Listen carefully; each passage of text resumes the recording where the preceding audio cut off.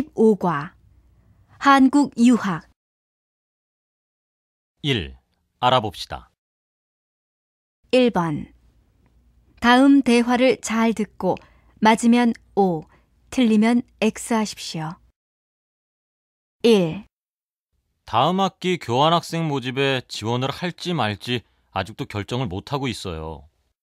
교수님이 신청 기간이 얼마 남지 않았다고 결정되거든 빨리 알려달라고 하셨어요. 2. 타국에서의 생활이 생각보다 힘들지요? 네, 그렇긴 하지만 제 꿈을 이루기 위해서라면 이 정도의 어려움은 얼마든지 견뎌낼 수 있어요. 3.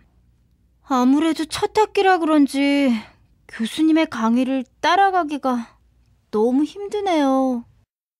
그럼 교수님께 말씀드리고 강의 내용을 녹음한다든가 아니면 방과 후에 친구의 필기 노트를 복사해서 본다든가 하는 방법을 이용해 보세요.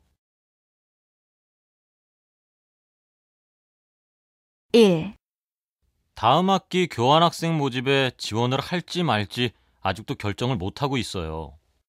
교수님이 신청 기간이 얼마 남지 않았다고 결정되거든 빨리 알려달라고 하셨어요. 2. 타국에서의 생활이 생각보다 힘들지요? 네, 그렇긴 하지만 제 꿈을 이루기 위해서라면 이 정도의 어려움은 얼마든지 견뎌낼 수 있어요. 3. 아무래도 첫 학기라 그런지 교수님의 강의를 따라가기가 너무 힘드네요. 그럼 교수님께 말씀드리고 강의 내용을 녹음한다든가 아니면 방과 후에 친구의 필기 노트를 복사해서 본다든가 하는 방법을 이용해 보세요. 2번. 다음은 고민 상담 내용입니다. 잘 듣고 질문에 답하십시오. 어서 오세요. 여기 앉으세요. 그래, 무슨 고민이 있어서 상담 신청을 했어요? 제가 유학 생활을 시작한 지 거의 1년이 다 돼가고 있는데요. 자꾸 생활에 흥미도 없어지고 고향에 계시는 부모님이랑 친구들만 생각나요. 수업이 끝나고 집으로 돌아와 기숙사에 혼자 앉아 있노라면 자꾸 우울해져서 견딜 수가 없어요. 향수병이군요. 지금껏 늘 가족과 함께 생활하다가 혼자 이국 땅에서 지내자면 어려움이 이만저만 아니지요. 유학생이면 누구나가 한 번쯤은 겪을 수 있는 일입니다. 유학 생활을 하다가 보면 여러 고비를 맞게 돼요. 일상생활에서일 수도 있고 학업에서일 수도 있고 또 학생처럼 향수병 때문일 수도 있죠. 그런데 이런 고비들을 현명하게 잘 대처해내지 못하면 결국 유학생활은 실패할 수밖에 없어요. 우선은 좀 바쁘게 생활을 해보세요. 너무 공부에만 매달리지 말고 친구를 많이 사귀어서 모임을 갖는다든가 동아리에 가입해본다든가 그게 아니면 악기를 하나 배워본다든가 이렇게 좀 활동적인 여가 생활을 찾아보세요. 도움이 많이 될 거예요. 2번. 다음은 고민 상담 내용입니다. 잘 듣고 질문에 답하십시오. 어서 오세요. 여기 앉으세요. 그래, 무슨 고민이 있어서 상담 신청을 했어요? 제가 유학 생활을 시작한 지 거의 1년이 다 돼가고 있는데요. 자꾸 생활에 흥미도 없어지고 고향에 계시는 부모님이랑 친구들만 생각나요. 수업이 끝나고 집으로 돌아와 기숙사에 혼자 앉아 있노라면 자꾸 우울해져서 견딜 수가 없어요. 향수병이군요.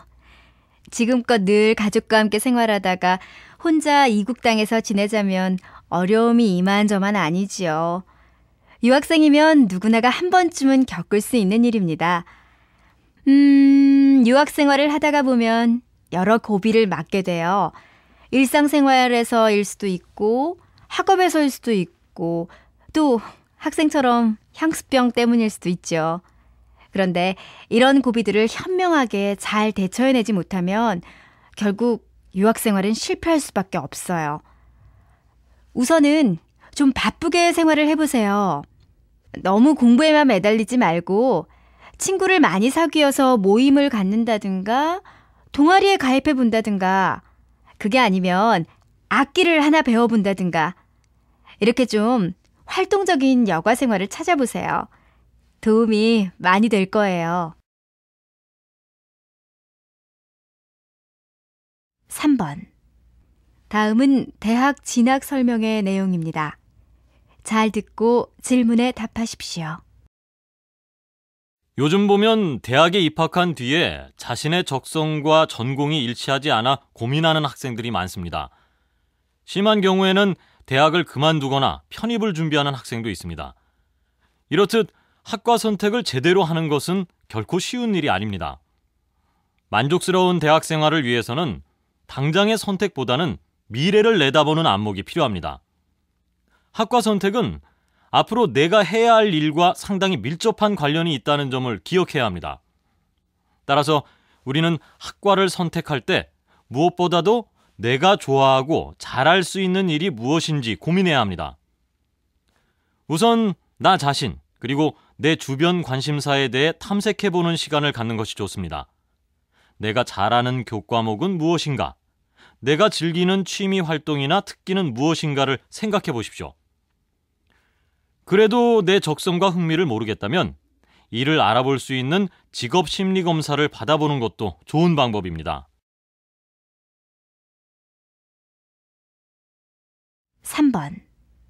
다음은 대학 진학 설명의 내용입니다. 잘 듣고 질문에 답하십시오.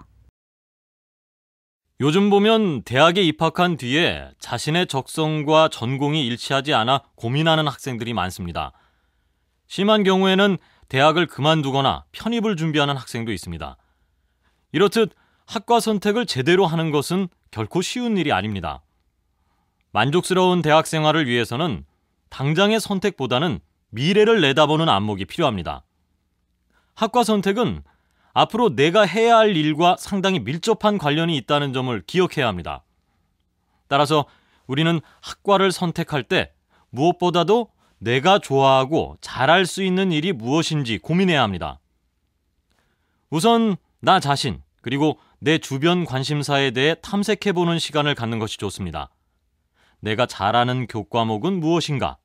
내가 즐기는 취미 활동이나 특기는 무엇인가를 생각해 보십시오. 그래도 내 적성과 흥미를 모르겠다면 이를 알아볼 수 있는 직업 심리 검사를 받아보는 것도 좋은 방법입니다. 2. 들어봅시다. 2번. 다음은 대학교 개강 첫째 날의 강의 내용입니다. 잘 듣고 질문에 답하십시오.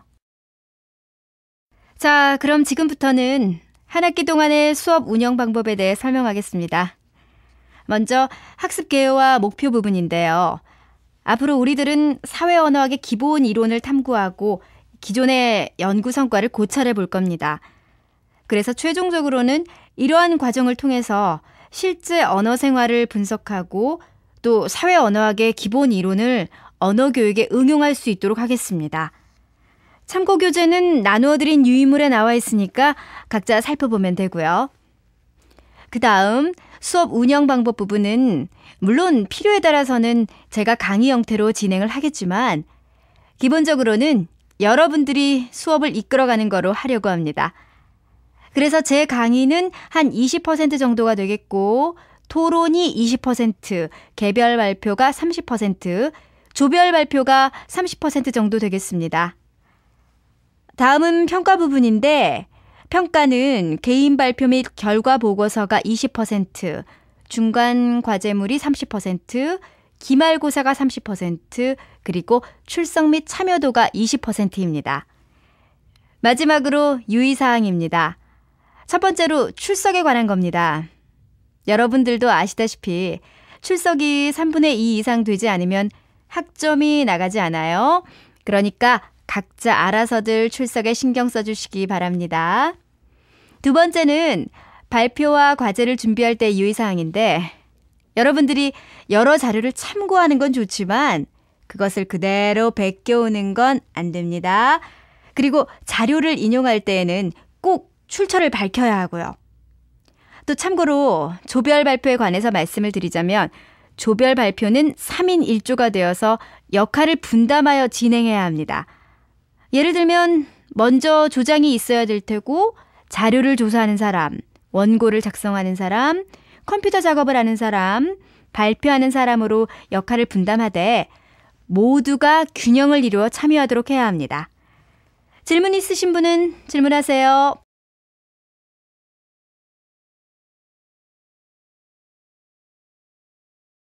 2. 들어봅시다. 2번.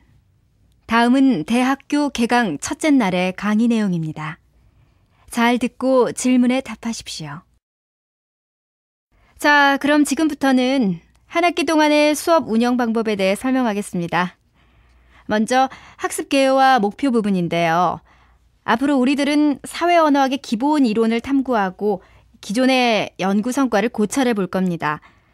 그래서 최종적으로는 이러한 과정을 통해서 실제 언어 생활을 분석하고 또 사회 언어학의 기본 이론을 언어 교육에 응용할 수 있도록 하겠습니다.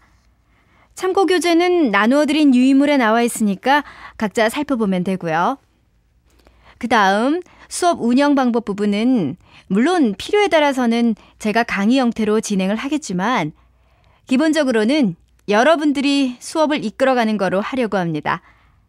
그래서 제 강의는 한 20% 정도가 되겠고 토론이 20%, 개별 발표가 30%, 조별 발표가 30% 정도 되겠습니다. 다음은 평가 부분인데 평가는 개인 발표 및 결과 보고서가 20%, 중간 과제물이 30%, 기말고사가 30%, 그리고 출석 및 참여도가 20%입니다. 마지막으로 유의사항입니다. 첫 번째로 출석에 관한 겁니다. 여러분들도 아시다시피 출석이 3분의 2 이상 되지 않으면 학점이 나가지 않아요. 그러니까 각자 알아서들 출석에 신경 써주시기 바랍니다.